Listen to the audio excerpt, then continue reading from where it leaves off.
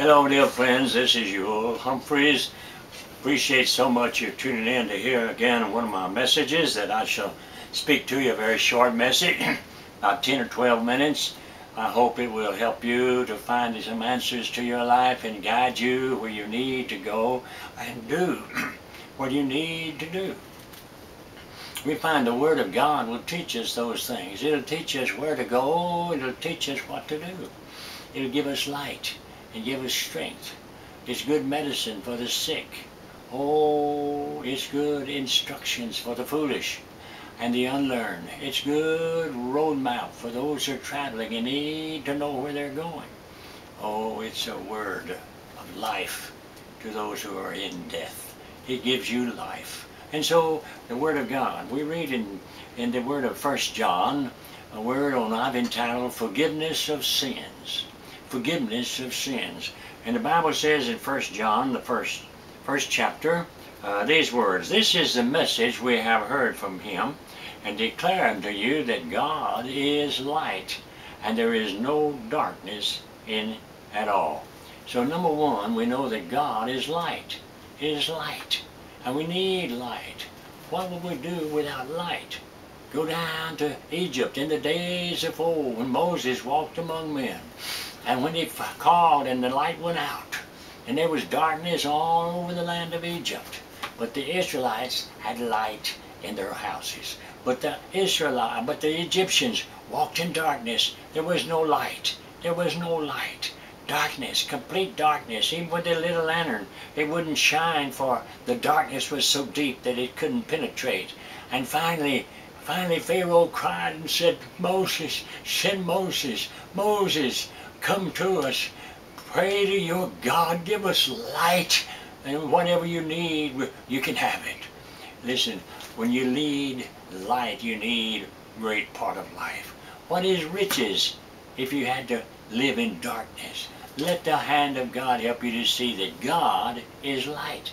And you see, the fact is, the sad part is that so many people in this world today that are living in darkness. They may have much money, but what is their money when they live in darkness? They have no light spiritually. They do not know the Lord. They do not have the peace. They do not know the way. They cannot see the truth in the Word of God. They do not pray. They do not believe in God. And because of that, they have no hope, and they're walking in darkness. God is light. Psalm 27 says, "The Lord is my light and my salvation. Whom shall I fear? The Lord is the strength of my life. Of whom shall I be afraid?" You see, light takes away the fear. Darkness brings fear. And so let the hand of God direct you now in this path. Notice also, he says that if we have fellowship one with another, and walk in, or if we claim we know God and walk in darkness, we are not telling the truth. So you see, if you say, "I'm a Christian," but you go out and you lust and you sin and you get mad and you cheat, you know, the truth is not in you, because the fact is, if you're a Christian, your life will show it according to the Bible. And now the Bible says if we walk in the light as He's in the light, we have fellowship one another. We love others. There was a day, dear friend, I didn't care about Christians. I didn't want to be around Christians. I didn't want to be around the church. It was when I was young, in my teenage years. But oh, I've been preaching the gospel for 62 years. Hallelujah. And I have fellowship today, and I have had for years with God's people. I love to get with God's people and talk about the things of God. I like to pray with God's people and talk to God about each other and our need of Him. And so it's a good thing to have fellowship one with another. And listen, the blood of Jesus Christ, His Son, cleanses us from all sin. The Bible is full of this. Jesus came into the world to save the lost, but He had to pay the price for our sins before we could be saved. And Jesus went to that cross and died upon that tree so that you and I could live. And He rose again. And now when you believe in Him, all your sins are forgiven and you're saved forever, because He paid the price. Believe and you shall be saved. Believe on the Lord Jesus Christ, and you shall be saved. Over in Colossians, the first chapter, it says, Jesus has delivered us from the power of darkness, you see, and has translated us into the kingdom of his Son, in whom we have redemption through his blood, the forgiveness of sins. And so we are redeemed by his blood, and we have the forgiveness of sins because we believe in the cross and the Christ who hung there for you and for me. So this is important that we understand, that we know the truth that God has given us in the book of 1 John when he says that the blood of Jesus Christ cleanses us from all sin. I want you to be clean and forgiven forever. Now in the next scripture it says, if we say we have no sin, we deceive ourselves and the truth is not in us. John is talking to Christians, and he's saying, Christians, if you say you have no sin, you're not telling the truth. Even after we're saved and born again, we still make mistakes, we still sin. But what are we going to do about this? You see, Jesus died for all our sins. All that we've ever committed or ever will commit. They're died. They're paid for. They're judged in Christ. And now he's at the right hand of God interceding for us.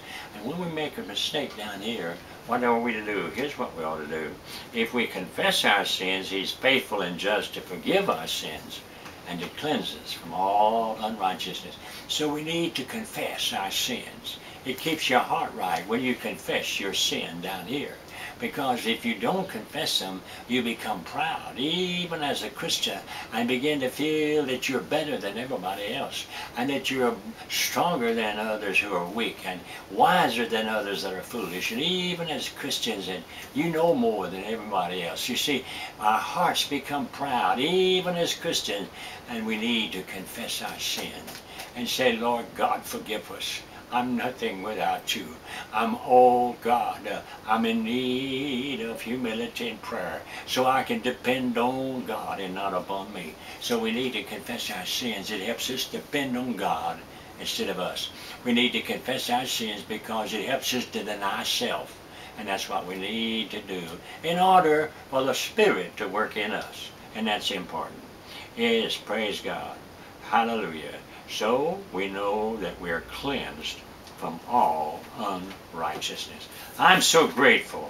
I'm so grateful for that. I am so grateful. You know, years ago, J. Wilbur Chapman was teaching a Bible class, and he had in that class he had a professor that had been saved, born again, had been redeemed by the blood, and had become a Christian.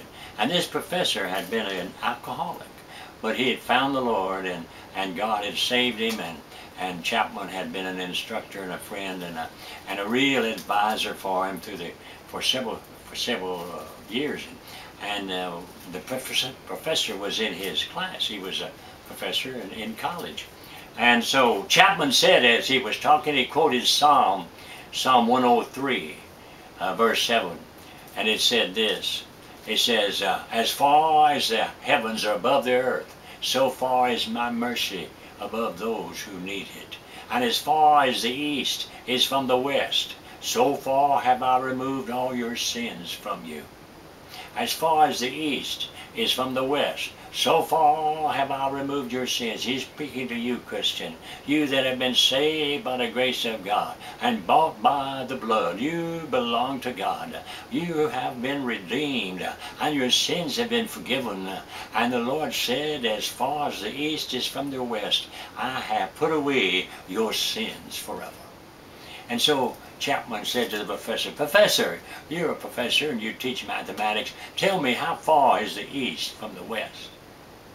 And so the professor thought a minute. He took his pencil and he looked up with a smile and he said, you know, that's remarkable.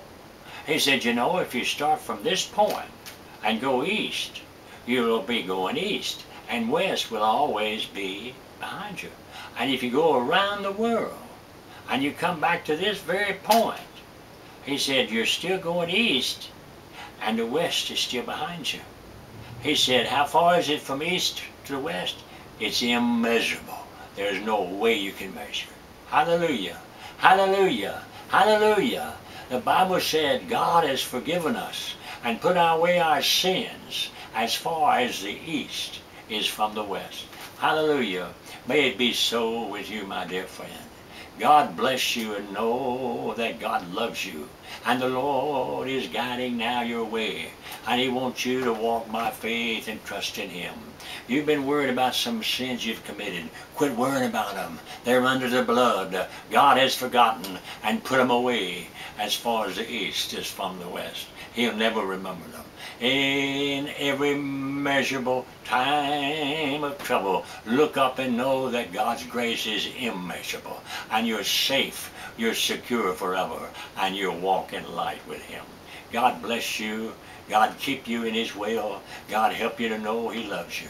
And if you're not a Christian, give your heart to Jesus as best you can. Give your heart to Jesus and say, Lord, help me. I believe in you. Amen. God bless you. In Jesus' name, amen.